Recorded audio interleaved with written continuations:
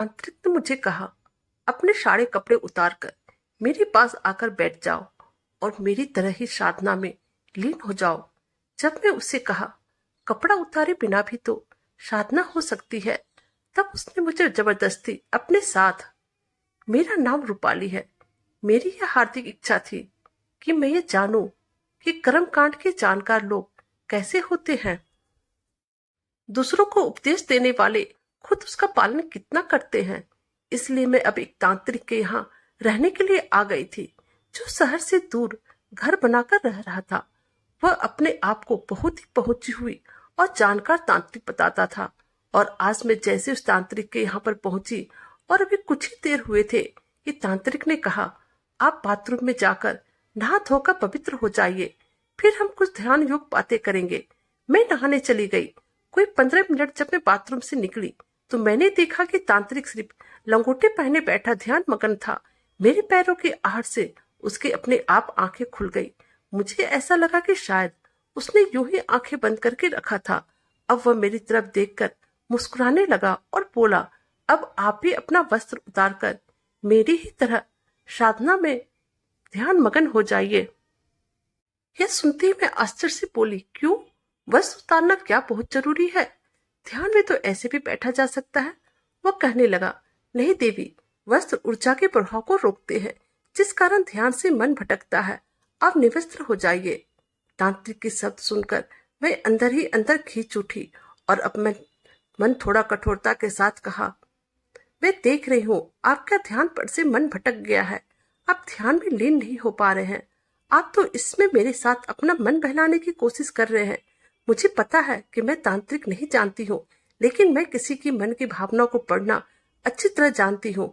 आप तांत्रिक के पीछे अच्छे जानकार हैं, इसमें कोई शक नहीं है, पर आपकी इंद्रियां भी आपके वश में है। इस पर मुझे शक है।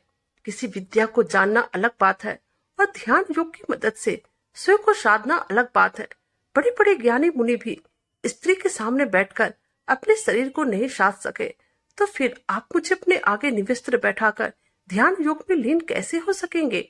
मेरे यह कहते तांत्रिक आसन से उठ खड़े हुए और मेरे पैरों पर गिर पड़े और मुझे बोले, मैं अपनी पत्नी से अलग होकर ध्यान योग में लीन होने का अभ्यास कई सालों से कर रहा हूँ, पर जाने क्यों मन नारी देह में जाकर घुल मिल जाता है।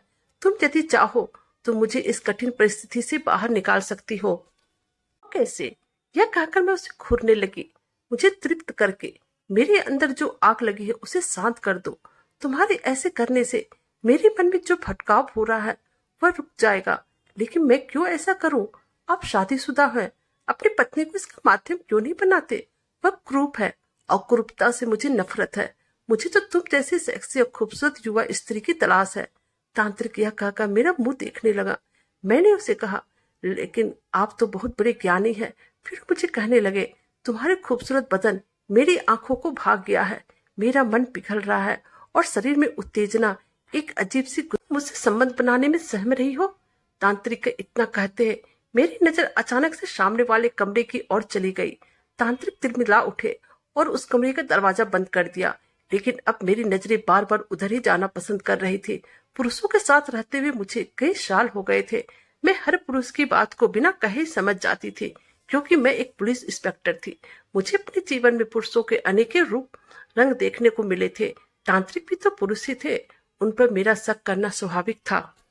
पे हाथ फैला, पिस्तौल सही सलामत था। मैं बुदबुदाई, आखिर उस कमरे में ऐसा क्या है जो तांत्रिक ने उठकर दरवाजा बंद कर दिया? यह तांत्रिक जानकार तो है, पर इसके साथ ही खतरनाक भी लगता है। मुझे इस कमरे में जाकर देखना चाहिए कि वहां ऐसा क्या है जिसे तांत्रिक मुझसे छिपाना चाहता है। और यही सोचते हुए मैं उस कमरे की ओर बढ़ गई। तांत्रिक ने उठकर मेरी बाह पकड़ ली। उस कमरे में जाने की कोशिश ना करो। मैं वहां बैठकर तंत्र विद्या की साधना करता हूँ। लेकिन मैंने उनकी बातों पर ध्यान नहीं दिया और कहा, मैं इस कमरे में अवश्य जाऊंगी। आप मेरा हाथ छोड़ दीजिए। मैंने विरोध करते हुए कहा तो तांत्रिक पसीना पोंछने लगा और गुस्सा करते हुए बोला, मैं बहुत बड़ा तांत्रिक हूँ और ज्योतिषी भी हूँ। तुम्हें चाहूं तो अभी के अभी तबाह कर सकता हूँ।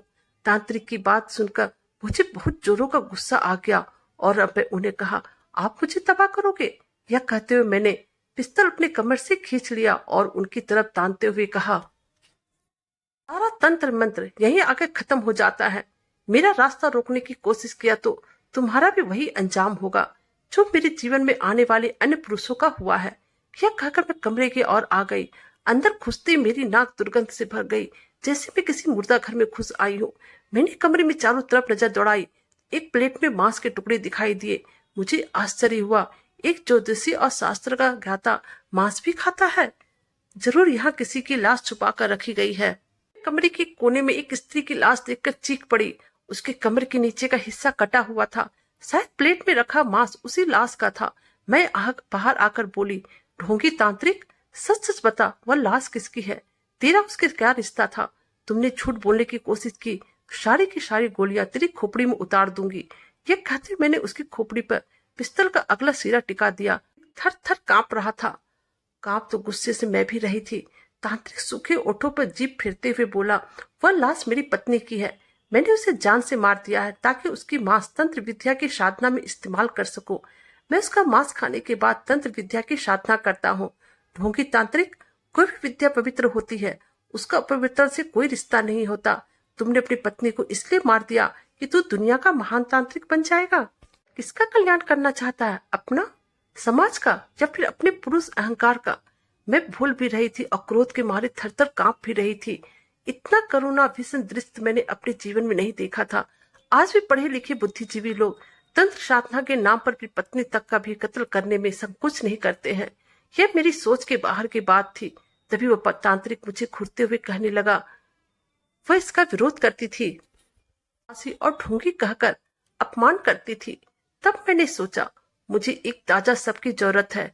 पत्नी से ज्यादा सुलभ दूसरा कौन हो सकता है? मैंने एक रात उसकी हत्या कर दी। उसकी मृत्यु मेरे ही हाथों लिखी थी। उसकी कुंडली में यही लिखा था कि उसे उसका पति ही मारेगा। बस मैंने वही किया जो विधाता ने लिखा था। है मेरी साधना और विधाता के कार्यों में दखल देने वाली। यह कहकर उसने मुझे एक जोर का धक्का दे दिया। मैं गिरते गिरते बची, लेकिन पिस्तौल हाथ से छूट गया। तांत्रिक बड़ी फुर्ती से पिस्तौल की ओर झुका, पर मैंने आगे बढ़कर पिस्तौल पांव से दबा दिया और उसे एक जोर का धक्का दे मारा। तांत्रिक धड़ाम से फर्श पर चारे खाने चित गिर पड़ा। उठा लिया और उसे प्यार से चूमा, फिर सारी गोलियां उसके सीने में उतार दी। आज मैंने एक ऐसे व्यक्ति का कत्ल किया था जो समाज को ज्योतिषी और तंत्र के नाम पर दिमाग की तरह चाट रहा था। आज मैंने एक और गंदी चीज को इस दुनिया से मिटा दिया था। पिस्तौल से निकली गोलियों की आवाज मेरी परेशानी का कारण बनती। इससे पहले कि वहां पर कोई आता, मैं वहां से भाग निकली। तो please like, comment and subscribe कीजिए। Thank you.